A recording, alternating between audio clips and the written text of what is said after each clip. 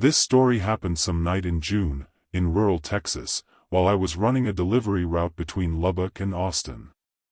It was supposed to be simple, with a forecast of 6 hours on the road. I left around 8 at night, with the sky clear and the temperature pleasant. The road was quiet, without much movement, the kind of scenery that truck drivers are grateful for. But as the morning progressed, I began to realize that something was wrong. Time passed, the tank diminished, but I still hadn't seen any sign, any post, or any city. Just the asphalt, the pitch black and the same trees on both sides. At first, I thought it was distracting. Sometimes, we go into automatic mode and don't register what happens. But when I looked at the clock and saw that it was almost 2 in the morning, I started to get restless. I was sure that it must already be getting close to Austin. I looked at the GPS, no signal. The CB radio? Mute. Just the road in front of me and the dashboard emitting that constant glow, as if everything was working, but disconnected from the world. It was then that I noticed that the mileage marker was not increasing. It seemed stuck. As if I were driving the same stretch, in a loop. I slowed down, craned my neck, tried to find some landmark, anything that would show that the path was changing. But nothing. Just darkness. Even the streetlights, which appeared from time to time, seemed to be at the same exact distance. I did something I never do, I stopped the truck in the middle of the road. I went out, looked around. The silence was total. No crickets, no wind, not the sound of a car coming from afar. When I looked at the sky, it also seemed static. The stars didn't blink, they were just there, motionless. As if I had been ripped off the route and thrown into a space that didn't belong anywhere. I went back to the cabin and tried to reset everything, GPS, radio, dashboard. Everything turned on, but nothing updated. I started the engine again and continued. Fear began to set in when, after another half hour of driving, I saw a tree fallen on the right side of the road. The same one I had seen before. With a large branch crossing the shoulder. It was impossible to be anything else. It was as if time was warping, or the road was testing me. I felt a severe headache, as if something was pressing on the back of my head, and for the first time in years. I started to think that maybe I wasn't in the real world anymore. At this point, it was already impossible to remain calm.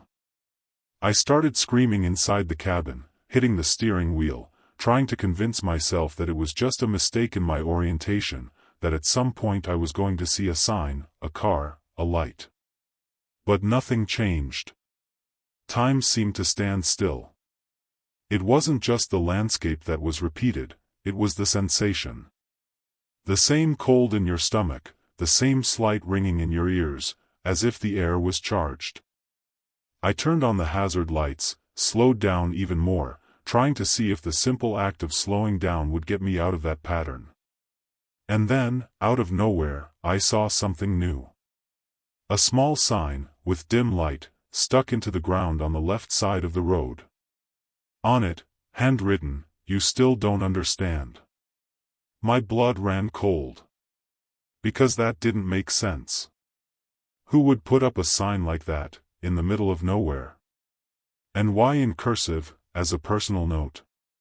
The sign looked old, with worn wood, but the paint was fresh. And, most importantly, it wasn't there before. That broke my logic completely. I continued driving, now with my heart racing, looking everywhere, waiting for the road to start to break up in front of me. But she continued. And, minutes later, another sign appeared. Same style, same tone, "You shouldn't have come in." The cabin lights began to flicker. The dashboard blinked as if it were failing, but the engine remained steady. It was as if my truck was being kept moving by another force. And then, a third sign, "Going back is no use." The desire to abandon the truck and run away was real. But where to run? This was no longer a road. It was a runner. A bow. And I was the weight being dragged into it. I began to think that it was some kind of trap in the road itself, a kind of space between time and the world. And now, I was just another prisoner. When the fourth sign appeared, I had already lost track of everything. She said, "Accept." Just that. And when I read that, I felt something different. As if a part of me, which was neither mind nor body, had given way. Instead of trying to escape, I just let it. And then, the road started to change. The lights returned to normal, the sky gradually brightened, and on the horizon a lit gas station appeared, with people, with noise, and with the smell of frying. I pulled over shaking. When I entered, I asked what road that was. The attendant replied, "Road? There's only one side road here. There hasn't been a big truck here for a while." I stood there inside the station, my head spinning.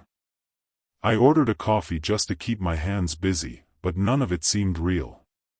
When I got back to the truck, the dashboard was normal, GPS was on, radio was working. But the mileage was still stuck. I hadn't noticed anything since I entered that road. As if the route I took simply didn't exist. As if I hadn't even walked a meter. I looked around and noticed that other drivers were watching me strangely, as if they realized that something in me no longer fit there. And maybe it wouldn't even fit. Because I felt like, on some level, I was still in there. After that day, I changed my routine. I avoid unfamiliar roads, especially at night. I'm wary of alternative routes, unnamed signs, and every time I drive for a long time without seeing a town, I start to get nervous. I've tried explaining it to other drivers, but most of them just laugh. "You fell asleep at the wheel, man." But there were one or two who looked at me differently. One of them said, "You saw the signs, right?" And then I found out that he had also gone through something similar. Each one with its own details, but all with one thing in common, the feeling that the road leads nowhere. That, sometimes, it just swallows you. I wonder if that was a warning or a punishment. If I was supposed to learn something or if I was just caught on the wrong path at the wrong time. But the truth is that it doesn't matter. What matters is that it happened. That I got stuck. And that I left, or at least, I think I left. Because since then, sometimes my truck's dashboard flashes out of nowhere. Sometimes I see an old sign on the side of the track, a little crooked, with just one word on it, "Accept." And every time I see it, the GPS fails for a few seconds. As if that road was still there, waiting. So, if one day you're driving for hours without seeing anything, without passing anyone, and everything seems to be still, stay alert. Because there are places on the road that don't belong to any state, any city, or any map. They are forgotten spaces, but they still breathe. And when they catch you, it's not to kill you. It's to keep you. To test you. And if you spend too much time trying to get out, you might end up forgetting you got in. I accepted that shipping because the offer was too good to refuse. Almost triple the average, payment in advance, and the only requirement was to pick up the load in an isolated warehouse on the outskirts of Amarillo and deliver it to a defined location on time. This should have been a warning sign, but money spoke louder. I arrived at the agreed location late in the afternoon. The warehouse was huge, rusty, in the middle of a plot of land surrounded by low forest and no structures nearby. A man was waiting for me there. Tall, thin, expressionless. He handed me the documents and said, without taking his eyes off the truck, "Just don't open it. Under no circumstances. And don't stop for anything." The charge was placed by them, a huge, unmarked metal box, locked with lead seals and chains. I didn't ask what it was. I didn't want to know. I just wanted to get out of there. When I started the engine and headed down the road, the CB radio turned off by itself. I tried to call him back, but he wasn't responding. The GPS, unlike normal, already showed an automatic route drawn, with an unknown destination. The strangest thing? The indicated road had no name. No number. It was as if it was being generated in real time. I followed on pure impulse, trying to convince myself that everything was part of a secret service, something confidential but legal. The first unusual thing happened less than an hour later. I started to hear a sound coming from the cargo hold. It wasn't loud, but constant, a kind of irregular beat, as if something was moving inside, trying to get out. The entire truck seemed to resonate with it. I took an intersection to stop at a gas station and check, but as soon as I put the tires on the access road, the engine stopped. Lights, radio, brakes, everything died. The only thing left working was the headlight, illuminating a sign that wasn't there before: continue. I took a deep breath, got back on the road, and the truck restarted itself. The lights came back on, the panel returned to normal. But the sound inside the cargo continued. And now it seemed to keep pace with the road. As I accelerated, it became more intense, as if responding to the speed. The sky began to darken faster than it should have, and soon everything around was filled with heavy darkness, no moon, no stars. Just the beam of the headlights and the sound of something alive behind me. It was at that moment that I realized, I was no longer on an ordinary road. And that road was not of this world. The road seemed to go on forever, as if it were being built as I went. The trees on the side of the road didn't move, and the sky remained motionless, trapped in a pitch-black darkness that swallowed everything. That's when I saw lights on the horizon. I thought it was a city, a refuge, some sign of civilization. But as I got closer, I realized that it was a circular construction, like some kind of metallic portal crossing the road. On the other side, everything was distorted. The colors seemed wrong, the air vibrated as if it were being sucked in, and there was a low, continuous sound coming from the floor itself. When I crossed that structure, something changed in the cabin. The CB radio came back on, but it was transmitting a single voice, repeating, "You're in. Now go all the way." I looked in the rearview mirror and saw that the box was shaking. The chains banged against each other but didn't break. I don't know how to explain it, but I had the feeling that something was watching me from inside. Not with eyes, but with intention. As if that thing knew exactly where it was and where it was going. My hands started to sweat, even with the freezing air inside the cabin. The panel blinked a few times and began displaying messages I had never seen before: route validated. Transport approved. Delivery in progress. It was as if the truck had been reprogrammed for this mission. And I was just the means of transport. The road now looked like a corridor, high, straight, surrounded by rocks that curved inward, like giant bones forming a backbone. The GPS showed a straight line, with countdown instead of distance. Each kilometer traveled reduced numbers that meant nothing: 973, 972, 971. And I just followed. I started to see figures on the side of the road. Tall, long, immobile. They had no face, but they seemed to recognize me. Some raised their arms, as if saluting the truck. Others just watched. The radio now played a frequency that sounded like a distant wail, like an underwater siren. I tried to look away, but something told me that if I stopped, I wouldn't have a second chance. The last part of the road appeared without warning. A large stone arch with engraved symbols that glowed with a bluish light. The counter has zeroed on the panel. The radio went silent. And the truck stopped by itself. The cabin door opened slowly, as if pulled by invisible hands. And at that moment, I knew, the burden was not something. It was someone. Or something I needed to cross. And I was the driver. I got out of the truck without thinking, my legs moving as if being pulled. I saw the back open by itself.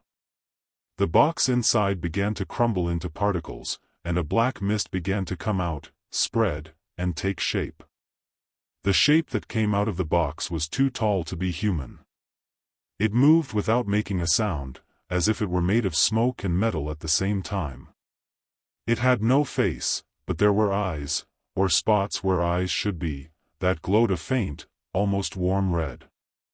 And the most terrifying thing is that when she turned towards me, I felt everything she knew. As if my mind had been invaded by a memory too old to be human. I understood that it had already been transported before. By others. And none of them came back the same. Because the load also carries you. I don't remember how I got back to the truck.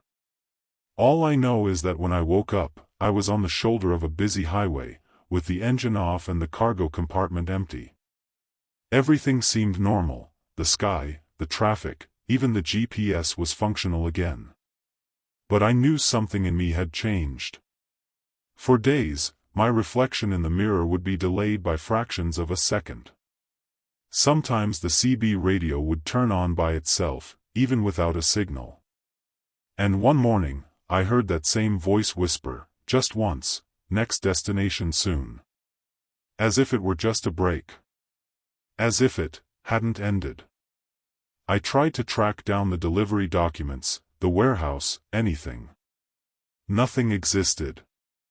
No records, no bank transactions, no addresses. The shipping paper turned to dust in my hand days later. The company that recommended me the job swore they had never sent me to that region. And since then, I have avoided very advantageous shipping costs. I refuse deliveries of unknown origin. But every now and then, I receive messages with no sender, with short sentences. One just said, "You passed." Another, days later, "The crossing needs a driver." I haven't responded yet. But I'm afraid of the day when I won't have a choice. So, if one day you are offered very easy shipping, very well paid, with few instructions and uncertain origin, think twice. And if the only rule is not to open the load, run. Because sometimes, what is being transported is from nowhere in this world. And the path, there is no turning back. It was around 2 in the morning, on a back route through rural Tennessee, when I saw something that chilled my blood. The road was narrow, lined with tall grass, and there had been no sign of life for at least an hour. No other cars, no houses, no gas stations. Just pitch black. And it was in this pitch black that, out of nowhere, the truck's headlights illuminated a child standing on the side of the road. Alone.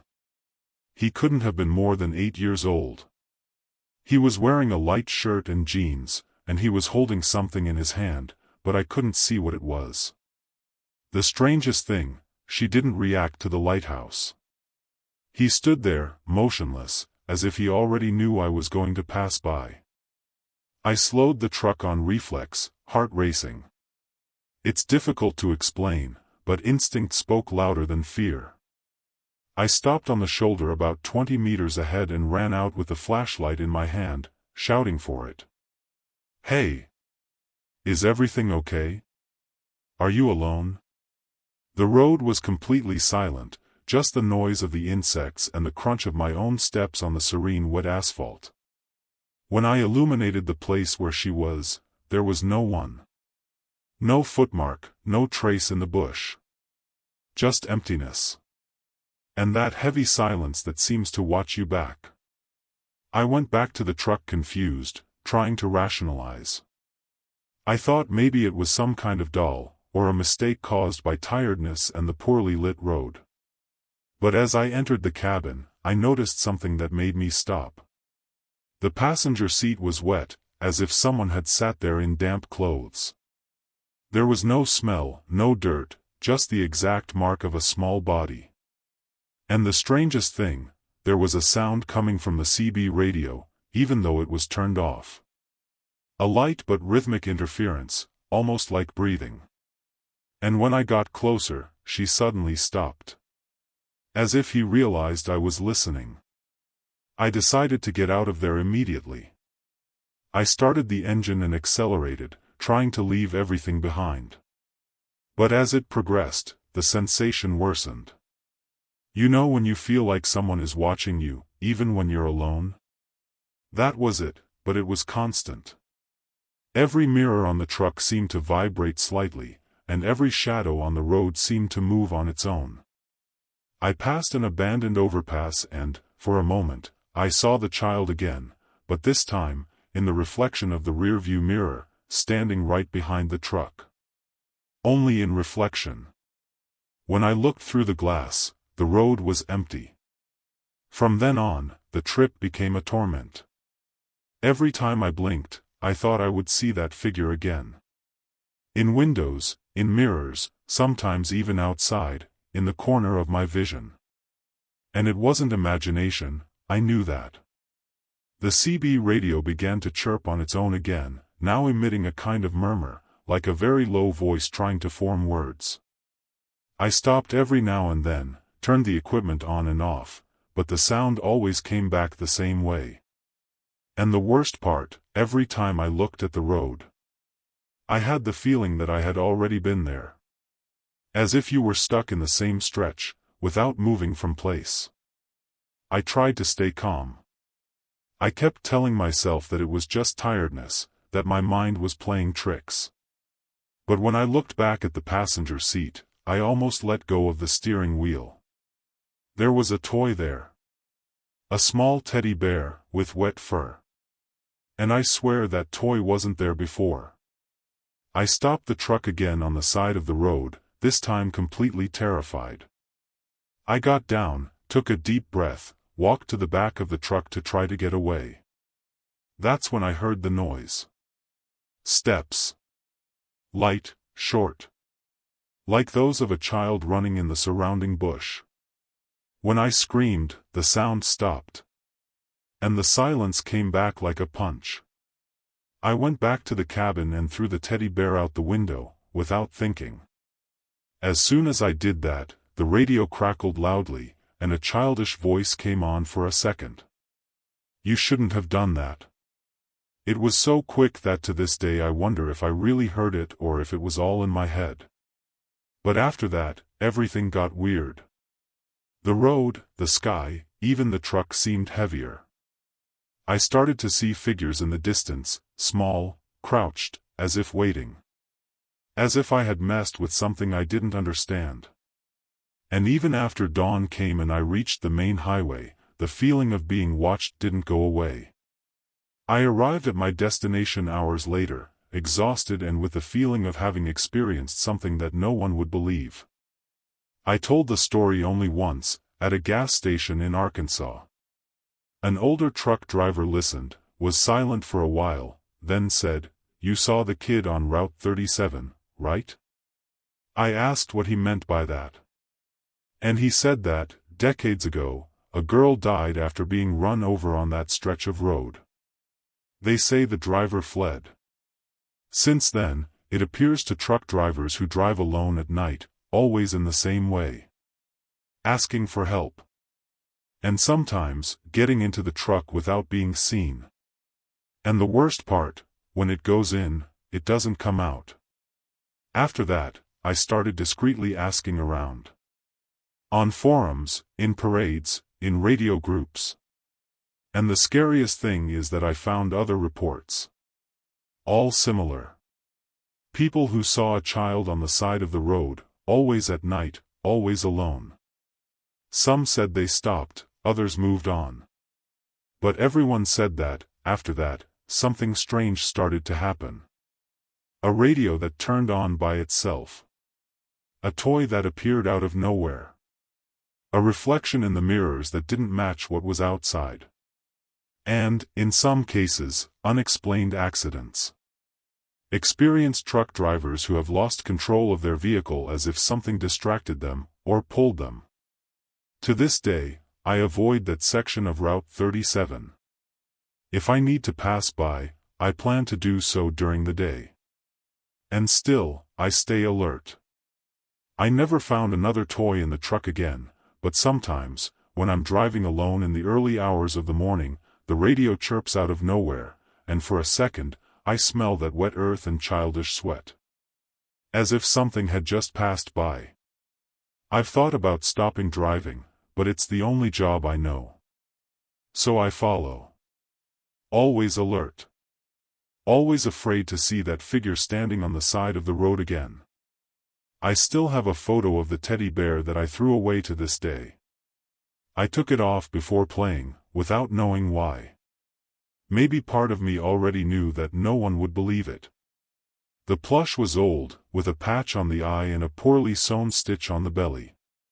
Too many details to be a coincidence. And, according to one of the reports I found, the same toy had already been seen before. This makes me think, it's not just a trapped spirit. It's a cycle. A loop that repeats itself every time someone stops. Whenever someone tries to help. And maybe the goal is not to be helped, but not to be forgotten. So, if one day, in the middle of the night, you are alone on the road and you see a child stopped on the side of the road, think carefully before stopping. Because sometimes, what seems like a cry for help can be something else. Something that doesn't want to leave. Something that, once it gets in your truck, never leaves. And you'll keep driving, thinking you're alone. This happened to me in 2016, when I was 22 years old and trying to get home after a festival in rural Kansas. A friend and I had planned to hitchhike to the nearest city and take the bus from there. But on the last day, she decided to stay and I decided to go alone. I know it wasn't the smartest decision. It was already late afternoon and there was hardly any movement on the road anymore. After waiting for a while, a white truck stopped. The driver seemed calm, in his early 40s, clean-shaven, calm, polite manner. He said he could drop me off in the nearby town, where there was a bus line. At first, everything was normal. The conversation was light, he asked where I was from, where I was going, that sort of thing. The interior of the cabin was very organized, everything was very clean, with no signs of clutter or dirt. This even calmed me down at the time.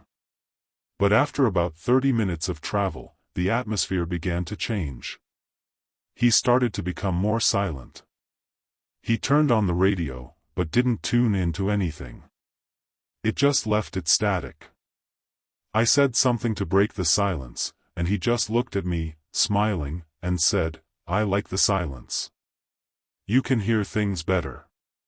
That gave me goosebumps. I tried to laugh, but my intuition was already screaming.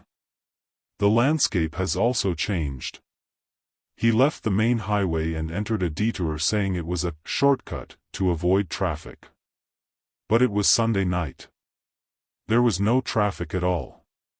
The road became more isolated, surrounded by trees, and no cars passed us after that. I started pretending to receive messages on my cell phone, even without a signal, to appear busy. At that time, I noticed that he kept glancing at my lap, where I was holding my backpack. He asked me twice if I had someone waiting for me. I said no, but that I sent my location to a friend, which was a lie, of course. He didn't respond. It just got quieter. When I saw a sign indicating a rest area, I asked him to stop, saying I needed to use the bathroom. He hesitated for a few seconds, but stopped. I went downstairs with my backpack on my shoulder, saying I would be right back. I went straight into the bathroom and locked the door. I stayed there for about 5 minutes, in silence, trying to hear footsteps. When I left, the truck was no longer there. I ran to the road and waited for a car to pass. Luckily, a couple stopped about 15 minutes later and took me to the city police station. I told everything. They took my data, said they would investigate, but at the time nothing came of it. I just wanted to forget that. Years passed. Sometimes I remembered his face, that very clean truck, his low voice and that uncomfortable little smile. But I tried to move on. I never traveled alone like that again. Until, in 2022, one night, I ended up on a true crime forum. A user had posted about the arrest of a truck driver named Daniel R., detained in Nebraska after being investigated for disappearances on several Midwest highways. When I saw his photo, my heart skipped a beat. It was him. Exactly as I remembered. Only with shorter hair and eyes, empty. The same look as the last time he looked at me before stopping in the bathroom. The article said that he was caught after security cameras recorded a young woman getting into his truck at a gas station, and never leaving. Her body was found weeks later in a vacant lot near a disused road. The way she was killed was the same as 3 other victims. All young, all hitchhikers. The FBI had suspected him for years, but they never had enough evidence. When they announced the truck, the detail made me freeze. It was white, with a discreet sticker on the rear bumper, the same sticker I saw that night, but didn't pay any attention to. A black eagle drawing. Identical. I tried to contact the police station in the city where I filed the report that night. It took a while, but they found my record. They called me days later, asking if I could give an official statement as a survivor. I went there, shaking. When I told my version, the agents looked at each other. One of them said that the route he took with me, leaving the main road, taking the shortcut, was the same as the one used on other occasions. And that, if I hadn't insisted on stopping, it would probably have been one more. One of the victims. Maybe the first. Or the one that went unnoticed. I have carried this story as a reminder ever since. That danger doesn't always come with a crazy face. Sometimes he comes well dressed, polite, smiling as he drives. Sometimes, it's the silence that warns you. That feeling in your stomach that no one explains. I don't know what made him give up on me that night. Maybe it was early. Maybe something went wrong. Or maybe, he was testing. Choosing. And that's what scares me the most to this day, knowing that I was inside the cabin of a serial killer. And that, for some reason, I was left alive. After he was arrested, I read everything I could about the case. The victims. The routes. The details. The way he acted was methodical. Always lonely hitchhikers, always back roads, always away from cameras. He used fake documents, changed the truck's license plate, and kept everything clean, no traces, no fingerprints. The only reason he was caught was a mistake. One of the victims left a lipstick mark on the inside wall of the cabin. This led to a deeper analysis, which ended up revealing his DNA. But even that only happened because a detective, by chance, connected the dots between old cases. Otherwise, he would still be out there, driving, smiling, killing. I wonder if other people went through what I went through and never knew. People who maybe hitchhiked noticed something strange, but survived. Or people who disappeared and no one called that truck driver. When he was arrested, they said he didn't say anything. He neither denied nor confessed. He just remained silent, staring. One of the officers said he smiled as he was handcuffed. A small, unhurried smile. As if I already knew that one day it would happen. Or worse, as if I had already done enough. As if the bodies they found were just part of the story. Today, I try to get on with life, but I carry a fear that never goes away. Whenever I see a white truck on the road, my heart skips a beat. Even though I know he's in prison. Even though I know it's irrational. I've had nightmares about waking up in that cabin again. I've dreamed that he stopped in front of my house. Sometimes I catch myself looking in the rearview mirror as if I expect to see that Black Eagle sticker coming after me. It's not easy to get rid of this type of memory. Because that's not all that happened. That's what almost happened. And what could have been. So, if one day you're on the road, tired, alone, and someone offers you a ride, think about it. Watch the look. Listen to the silence. Because evil doesn't come with horror music. Sometimes he comes with a kind smile, an alternate route, and a radio off. And when you realize it, it's already too late. I always had the habit of stopping in isolated places when I needed to rest a little on the road. I never cared about silence, darkness, or loneliness. But after what happened that night, I never slept near any cemetery again. It was around midnight, and I could no longer keep my eyes open. I was on a rural route in rural Georgia, and all I found was a small shoulder in front of an old cemetery, the kind with a twisted iron gate and crooked tombstones. I parked the truck, locked everything, closed the cabin curtains and lay down for a quick nap. The mistake was thinking it would just be a nap. It didn't take long for something strange to happen. I woke up without being able to move a muscle. Only the eyes worked. I could see the roof of the cabin, the dim red light on the dashboard, but the rest of the body seemed trapped. At first, I thought it was just extreme tiredness, but then the sound started. Whispers. Many. Coming from outside and inside the truck. Nonsensical sentences, spoken in different tones, as if several people were trying to speak at the same time. The air became heavy, and a pressure began in my chest. It wasn't pain, it was as if something had sat on me. Something cold. Something that didn't want me to move. I tried screaming, taking a deep breath, moving a finger, anything. Nothing worked. And then I started to hear the sound of the door opening. But she didn't really open up. It creaked, as if someone was passing by it when it was closed. And soon after, I felt a touch on my arm. Cold, light, like the touch of a child. Then another one in the face. Then a breath close to my ear. My eyes watered with despair. I couldn't see anyone there, but I knew I wasn't alone. The cabin seemed full. Full of presences that were just waiting for the right moment to reveal themselves. Time passed in a blur. Maybe it was just a few minutes, maybe hours. I just know that when I managed to move my fingers, I felt something let go. As if the entire cabin took a deep breath. I jumped up, started the engine, and left that place like a madman. I drove for half an hour without looking around, until I found an open gas station.